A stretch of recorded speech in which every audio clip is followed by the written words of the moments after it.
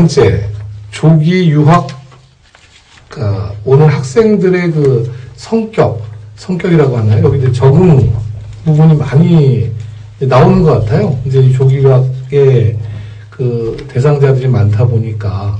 그래서 와서 적응을 못하고 뭐 실패를 했다든가 뭐 이런 얘기들도 뭐 간간히 많이 들리고 하는데, 근데 이 부분을 오기 전에 그러면 어떻게 할 것인가? 내 아이가. 아니면은 본인이 중국에 맞는지 안 맞는지를 어떤 식으로 한번 한국에 있을 때 조기 유학을 준비할 때 한번 그 점검할 수 있는 부분이 있는지 그 부분을 한번 토의를 해보려고 이 부분을 넣었습니다.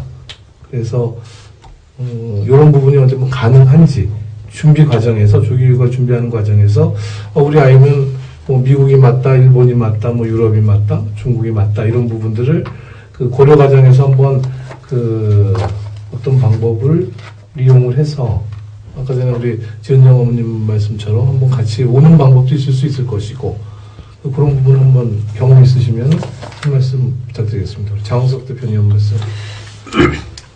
그 어머님이 그 유학을 선택하면서 가장 좋은 결정을 하기 위해서 중국을 먼저 와봤다 하는 게 그 조교육 결정할 때 가장 선결 요건 같아요. 그렇게 할 수 있으면 가장 좋아요, 그게요.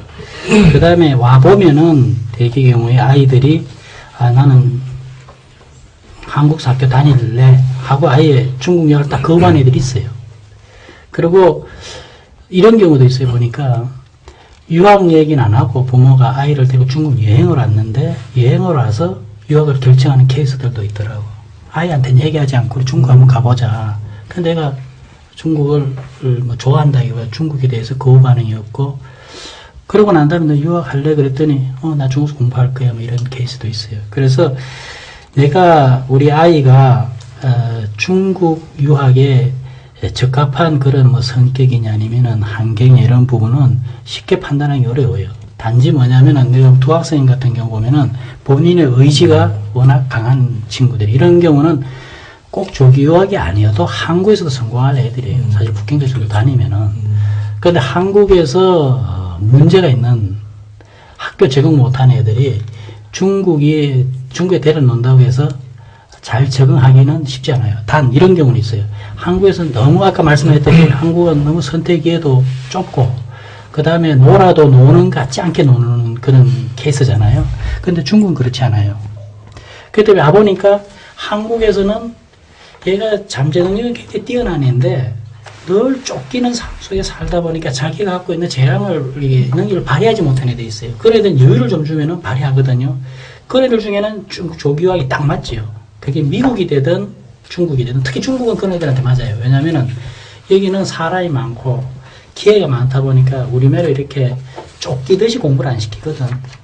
그러다 보니까 그런 애들은 와서 진짜 그 능력을 발휘하는 애들이 있어요. 한국서는 좀 떨어지고 문제라고 취급했던 애가 여기 와서는 2, 3년 지나면서 그냥 한국에서보다 발군의 실력을 발휘하는 애들이 있어요. 종종 있어요, 종종. 근데 그런 경우는 맞는가 안 맞는 걸 어떻게는 알 수가 없으니까 일단 중국 문화를 접하게 하고 데려와 보니까 가장 좋아요. 그리고 이게 이제 제가 같은 경우 한 12년 정도 많은 애들을 접했잖아요. 결국은 부모님들이 조기유학을 보낼 때 대부분의 사람들은 우리 아이 북경대 청와대 보내려고 보낸다 생각하죠. 그러지 않아요. 대부분의 엄마들은 중국 가서 중국말 하나라도 제대로 하기를 바라는 부모가 반이에요. 우리 아이 꼭 청와대 보내도 북경대 보내겠다 그렇게 목표 갖고 보내는 부모는 생각보다 많지 않아요. 그렇기 때문에 중국에 유학 가서 북경대 청와대 다니는 전체 유학생이 1% 됩니까? 실제 유학생 숫자에? 그거보다 조금 많을 거는 같은데. 그러면은 그 나머지 90%는 뭐냐 말이에요. 그 90% 아이들이 앞으로 유학을 마치고 사회에 나왔을 때 사회 기여는 냉정하게 얘기해서 북경대 나온 애보다 더 크게 기여해 줄 수 있을 수 있어요. 왜냐면은 북경대에서 공부하고 전혀 공부만 하다 보면은 학교만 알지만 조금 리버럴한 애들은요 현장을 많이 부닥치거든. 거기에서 현장 부닥치는 애들 중에는 앞으로 사업가가 나오고 공부를 열심히 한 애들은 기업에 가서 이제 이렇게 기업에서 클 수 있겠지요. 그래서 조기 유학이 나한테 맞냐 안 맞냐 하는 거는 순간적인 판단은 사실 어려워요. 그렇기 때문에 중국 관련된 걸 계속 접하게 하고 거기에서 내가 호기심을 보이고 한 번쯤은 중국에 데려와서 이 현지가 본인한테 맞는가 안 맞는가 한번 보는 게 좋아요. 그리고 이제 본인한테 최종적으로 물어봐야 되겠죠. 그런 게 결국 시간이 좀 걸려. 이렇게 해요. 알겠습니다. 그리고 관련해서 우리 황재면 원장님 뭐 말씀해 주실 말씀 있으신가요? 한국에서도 그 학생들 보면은 여러 부류의 학생들이 있잖아요. 성격이라든가 개성이 각자 다 틀린 것처럼 중국도 마찬가지거든요. 뭐 외향적인 애들이 있고 내향적인 애들이 있고 그리고 열심히 하는 아이들이 있고 열심히 하지 않는 아이들이 있는데 유학에 뭐 적합한 성격이다 이거는 뭐 특별히 있는다는 게 좀 말이 안 되는 것 같아요. 대신에 이제 어학을 받기 위해서는 조금 더 적극적인 성격이 유리한 건 좀 있겠죠. 근데 꼭 유학에 적합한 성격이 어느 게 모범적이다라고 할 수 있는 기준은 없는 것 같습니다. 자, 요번 이제 당사자이신 우리 경포 학생 아주 그 침술에 먼저 어렸을 때부터 관심이 있었다고 이제 하시는데 지금은 이제 바뀌었지만 그래서 그 향후에 중국에 오려고 하는 후배라든가 뭐 이렇게 아직 중국이 맞는지 안 맞는지라고 하는 지금 그 생각 중인 후배들을 위해서 한 말씀. 그 중국이 맞는지 안 맞는지는 확실히 자기가 직접 와봐서 조금 좀 막 겪어봐야지 그건 자기가 뭐 바로 알 수 있는 것도 아니고 조금 지내봐야지 알 수 있다 생각하고요. 그냥 진짜 딱 성격 자체만 놓고 봤을 때는 원장 선생님이 말한 것처럼 좀 언어적인 방면에서는 사교성이 좀 좋아야 중국 애들이랑 좀 친해져서 언어도 빨리 늘고 그리고 또 좀 이렇게 혼자 있을 때 좀 외로움을 좀 덜 타는 성격? 좀 그런 쪽이었어요. 뭐 혼자 부모님은 한국에 계시고 혼자서 오는 경우도 많은데 그런 친구들이 좀 힘들어하는 친구들이 좀 많아서 그래서 이왕이면 조금 좀 홀로 서기를 할 수 있는 친구들이면 될 것 같습니다. 그거는 제가 중국이나 일본에 몇 년 있었거든요. 근데 유학을. 근데 그건 뭐 일본도 똑같은 것 같아. 네. 외로움을 타는 건 뭐 어디나 똑같은 거지 뭐. 그죠? 근데 그런 공부를 극복을 한다든가 아니면은 뭐 현지 친구들을 사귄다든가 아니면 텔레비를 열심히 본다든가 그런 부분이 이제 필요한 것 같고 그러면은 자 우리 성훈 학생도 요거 지금 얘기는 뭐냐면요. 이제 모르지 우리 어른들도 여기 뭐 중국이 맞는지 모르는데 근데 조기 유학 대상자들이 중국이 맞냐 안 맞냐를 알 수는 없을 것 같은데 혹시나 이제 뭐 선배니까 그래도 고등학교 1학년 때 오긴 했지만 선배님이니까 내가 와 봤을 때 내 주변에 뭐 중학교 후배라든가 어머님들이 아니 부모님들이 아니면은 본인이 중국 관련해서 뭔가 관심이 있다라고 하면은 또 관심이 없을 경우에 그러면 어떤 식으로 중국책을 많이 보라든가 아니면 중국 방송을 뭐 무협지를 보라든가 뭔가 방법이 있겠죠. 그런 부분이 있으면 한 말씀. 우선 아까 지은정 어머니께서 하신 말씀처럼 한번 와봐서 겪어보면 정말 좋다고 하셨는데 저는 유학 오기 전에 그거를 못 해봤어요. 바로 학교 결정 나서 이제 비행기표 끊어서 바로 학교에 입학을 했는데 이제 부모님이 이제 혹시 걱정이 되셔서 일주일 정도 저를 따라오셨어요.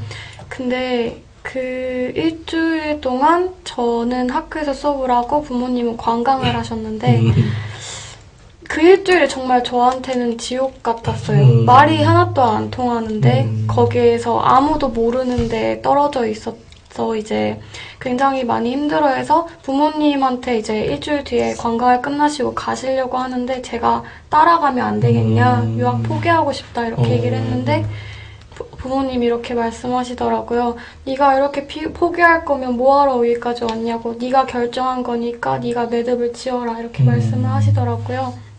그런 거랑 같이 이렇게 목표의식도 뚜렷하게 와서 유학을 왔는데도 불구하고 되게 처음에는 누구나 다 힘들어요. 이렇게 누가 부모님이 같이 가자 해서 왔든 내가 가고 싶어서 왔든 힘든 거는 다 똑같아요. 하지만 지금 제가 아직까지 여기서 유학하는 거와 같이 적응은 다 하는 것 같아요. 그러니까 성격 차이에 얼마나 더 시간이 걸리고 얼마나 덜 걸리고 더 걸리다지 사람은 다 거기에 맞게 적응하는 것 같아요. 그래서 만약에 유학을 하고 싶다고 마음이 있으시면 처음에 힘드시더라도 와서 겪어보고 하는 게 좋은 것 같아요.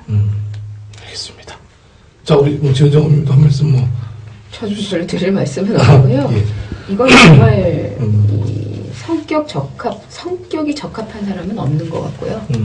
의지의 문제고, 그 다음에 유학을 바라보는, 우리가 기본적으로 유학이라는 단어가 들어가면 사람들이 일단 돈이 많아서 쟤는 형편이 돼서라는 단어가 따라다니게 되는데, 저는 유학의 성공의 관건은 그 외로움하고의 싸움이라고 생각을 해요. 그러니까 그게 이제 인생을 살아가면서 그 아이는 그 유학을 시작한 그 시점에 남보다 조금 빨리 살다 보면 어느 순간이든 인간이기 때문에 외로움을 진짜 동반자처럼 가지고 사는데, 그걸 극복해내는 사람은 성공을 하는 거고, 그 얘기는 뭐냐면 거기서 성공한 사람은 뭘 해도 할 수 있다는 얘기죠. 그러니까 저는 이렇게 조기 유학한 아이들을 이렇게 한국에서는 이렇게 바라보는 시각이 참 여러 각도가 있어요. 근데 거기서 어쨌든 견디고 온 아이들은 외로움 하나는 어쨌든 자기 스스로 극복한 아이들이기 때문에, 그런 면에서 봤을 때 저는 그 아이들을 굉장히 높이 사죠. 부모가 옆에 계시는 그 삶 말고 나 혼자만의 삶을 남보다 조금 일찍, 그 부분을 굉장히 좀 높이 봐줘야 될 것 같아요. 그러면 이제 조기 유학 당사자의 그 각국, 중국뿐만 아니라 각국의 그 적합성 여부는 그 각자의 상황, 그죠? 그 상황을 대처하는 그 능력을 배양하는 차원에서라도 그 자기 개발하는 시간으로 다들 하였으면 하는 그런 바람으로 그 이 부분은 넘어가도록 하겠습니다.